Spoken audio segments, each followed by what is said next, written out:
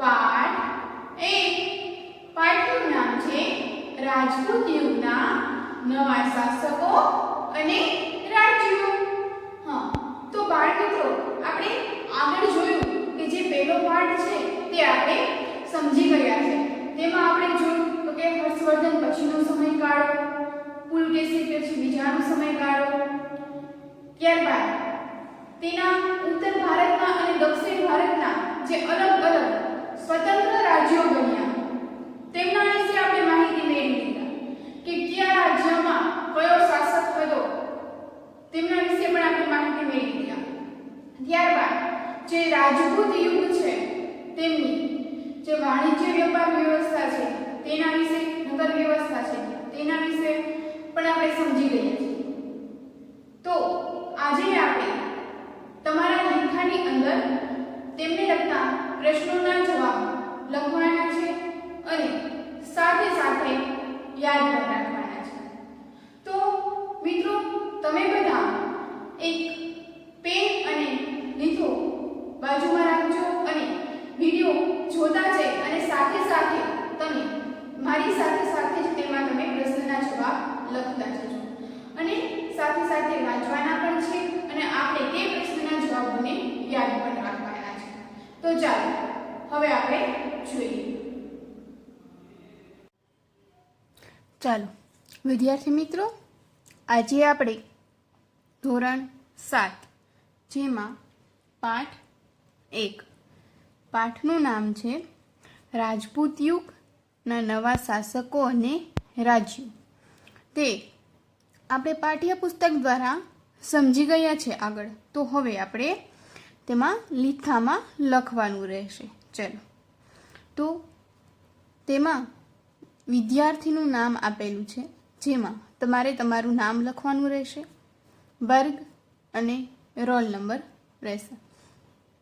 ત્યારબાદ આપણે આગળ જોઈએ। તેમાં ક્લાસ વર્ક જેમાં પ્રશ્ન નંબર છે 1, નીચેના પ્રશ્નોના ટૂંકમાં ઉત્તર લખો।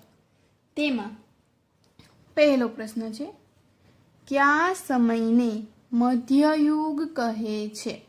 તો તેનો જવાબ લખો। 7મી સદીના અંતમાં 7મી સદીના અંતમાં ભારતમાં સામંતશાહી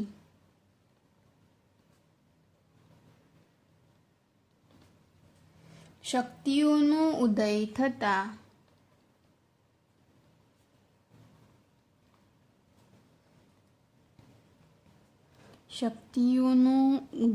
થતા ભારતમાં અનેક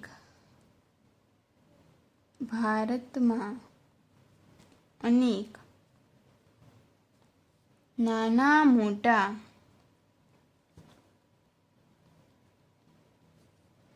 રાજ્યોમાં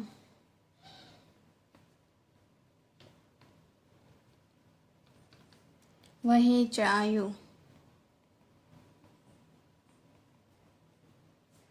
દેશમાં અનેક રાજપૂત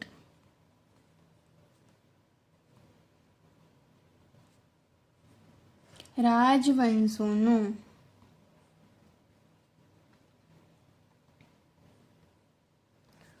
ઉદય થયો,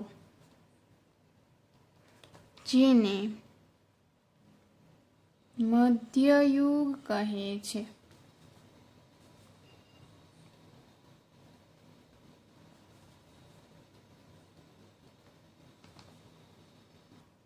ત્યારબાદ બીજો પ્રશ્ન, ચૌહાણ વંશનો કયો રાજા ભારતના ઇતિહાસમાં અદ્વિતીય સ્થાન ધરાવે છે અને શા માટે? જેમાં લખવું ચૌહાણ વંશનો રાજા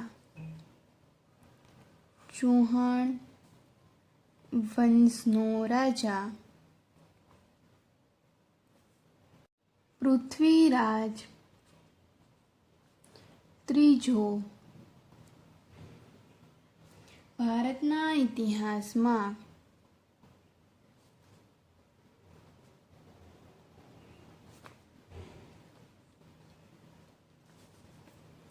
અદ્વિતીય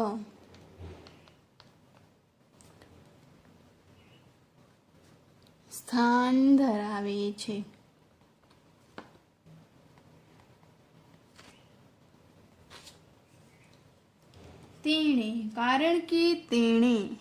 કારણ કે તેણે ઈસવીસન 1191માં થાણેશ્વર અને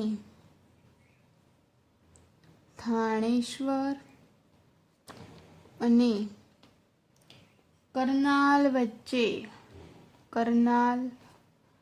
વચ્ચે આવેલા તરાઈના મેદાનમાં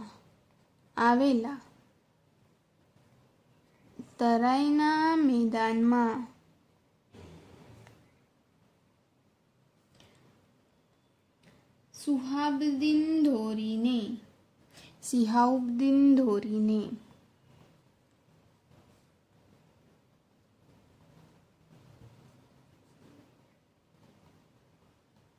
સજ્જડ હાર આપી હતી.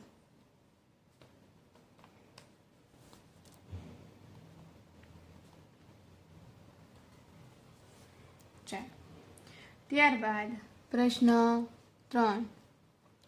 રાજમાતા મિનળ દેવીએ પ્રજા કલ્યાણના કયા કાર્યો કર્યા હતા? તો ચાલો તેમાં લખો. રાજમાતા મિનળ દેવી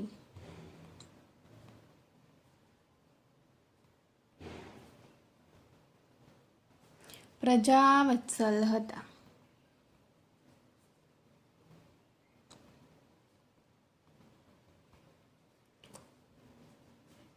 તેમણે પ્રજાને ન્યાય આપવા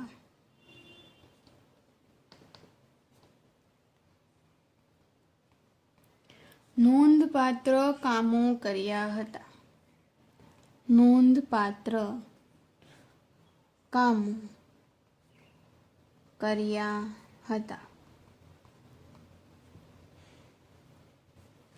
તેમણે સોમનાથનો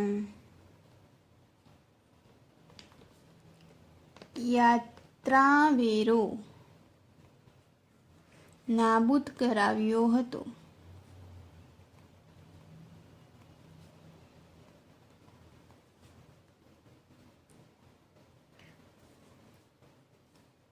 તેમના કહેવાથી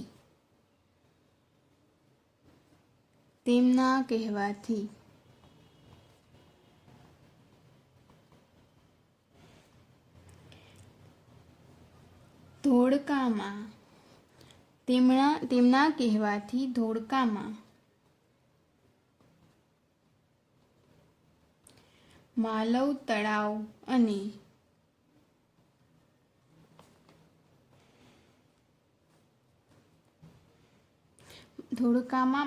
તળાવ અને વિરમગામમાં મનસુર તળાવ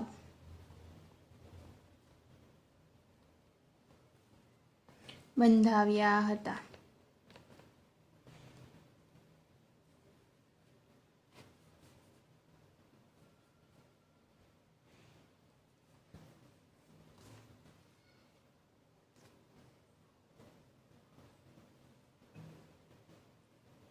ત્યારબાદ ચોથો પ્રશ્ન. સોલંકી રાજા કુમારપાળ પર કોનો ઘણો પ્રભાવ હતો? તેની પ્રેરણાથી કુમારપાળે શું કર્યું હતું?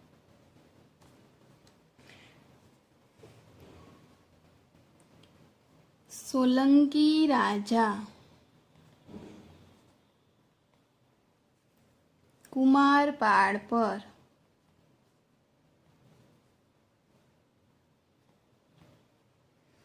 કાલિકા સંવર્ન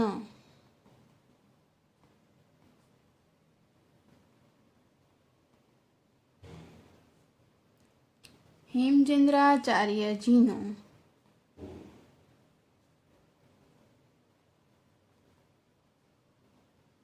ઘણો પ્રભાવ હતો.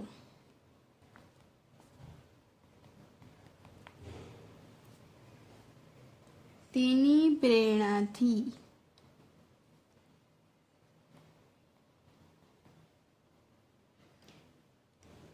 રાજ્યમાં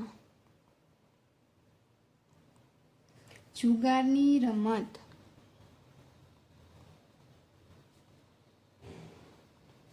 અને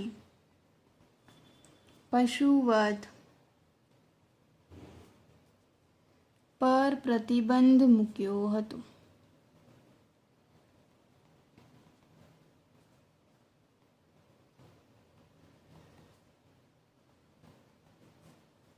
તેમણે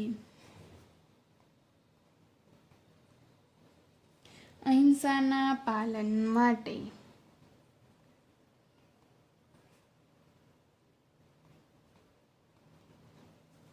કડક આજ્ઞાઓ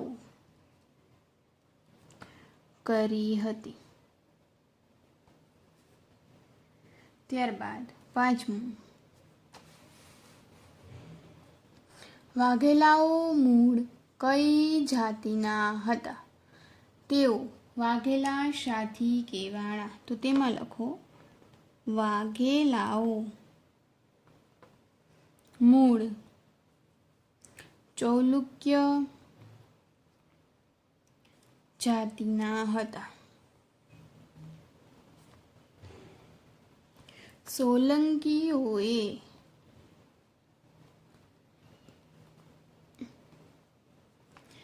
યાગપલ્લી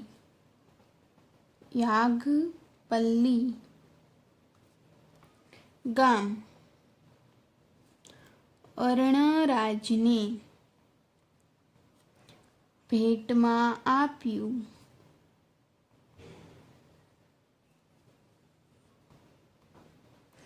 તે ગામના નામ પરથી અર્ણરાજના વંશજો વાઘેલાઓ કહેવાયા.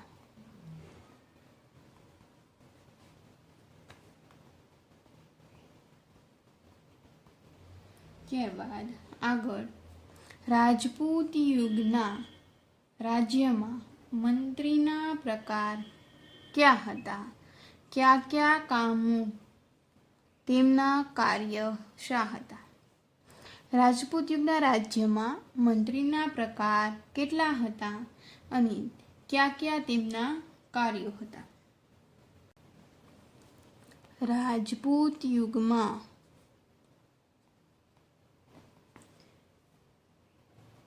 રાજ્યમાં મંત્રીના બે પ્રકાર હતા.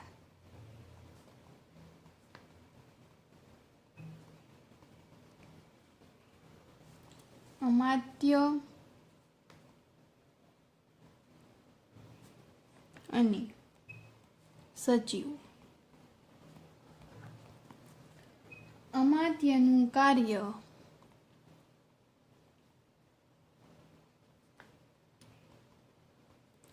મંત્રણા અને રાજનીતિ કરવાનું હતું.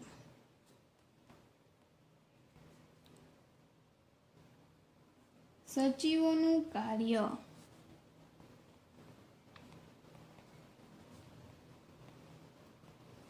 લડાઈ અને સુલેહનું હતું.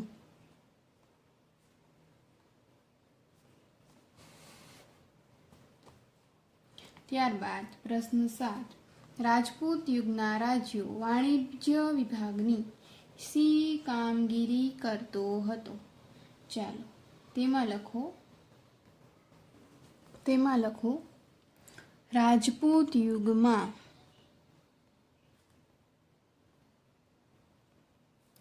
રાજ્યનો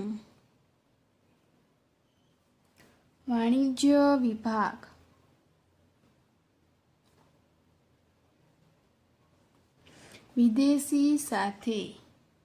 વિદેશો સાથે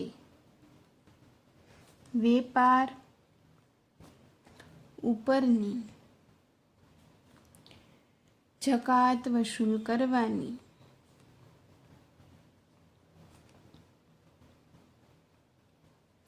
ચીજ વસ્તુઓની કિંમતો નક્કી કરવાનું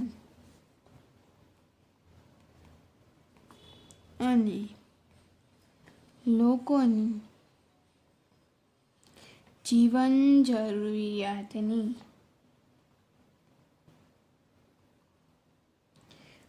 ચીજ વસ્તુઓ મંગાવવાની કામગીરી કરતો.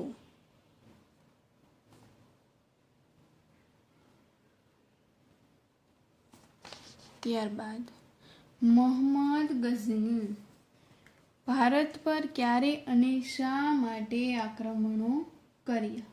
ચાલો તેમાં લખો ભારતમાં અઢળક ધન સંપત્તિ હતી.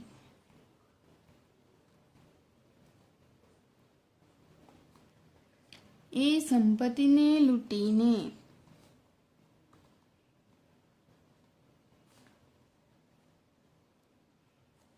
પોતાના દેશમાં લઈ જવા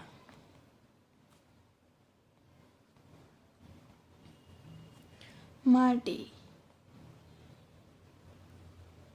મોહમ્મદ ગઝનીએ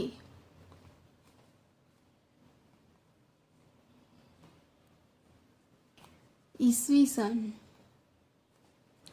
1000 થી ઈસવીસન 1026 ના સમયગાળામાં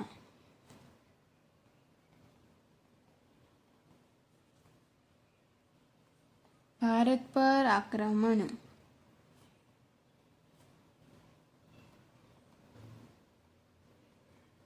કર્યા હતા.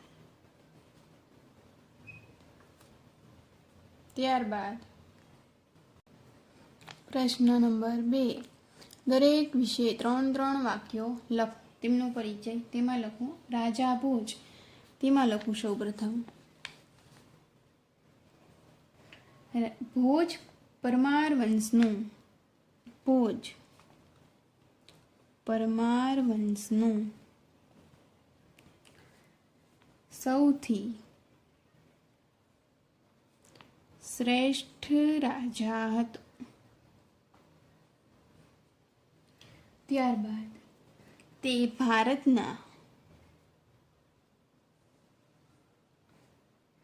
એક આદર્શ અને લોકપ્રિય રાજા તરીકે ખ્યાતિ ધરાવતો હતો.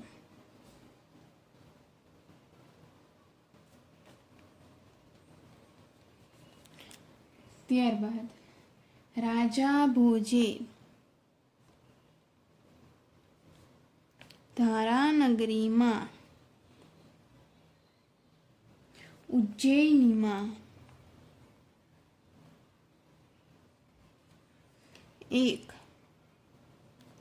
મહાશાળાની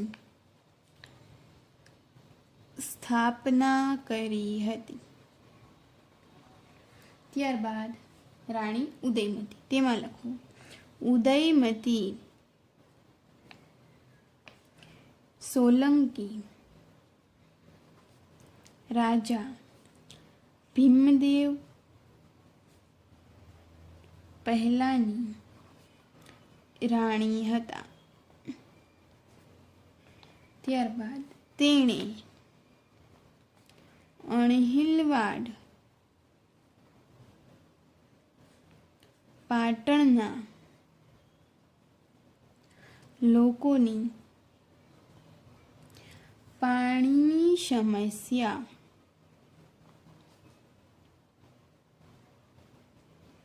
હલ કરવા પાટણમાં વાવ બંધાવી.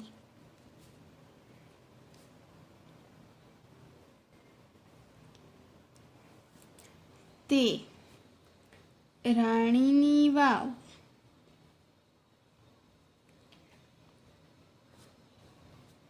નામે વિશ્વમાં પ્રસિદ્ધ છે.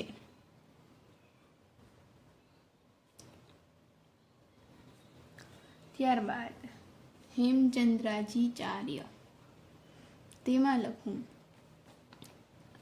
હેમચંદ્રાચાર્યજી સોલંકી રાજા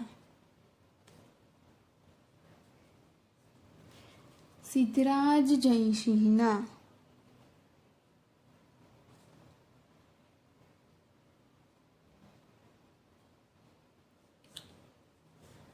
રાજ દરબારમાં પ્રખર વિદ્વાન હતા. તેઓ કાલિકા સંવર્ગન તરીકે જાણીતા હતા.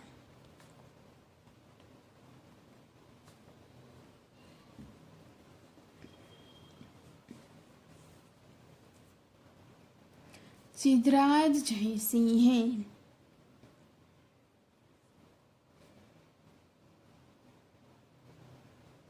હેમચંદ્રાચાર્યજી પાસે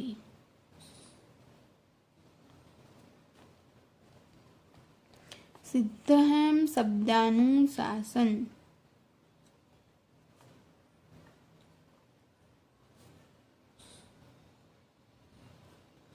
નામના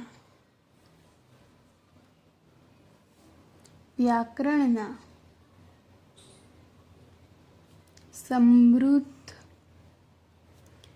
ગ્રંથની રચના કરાવી.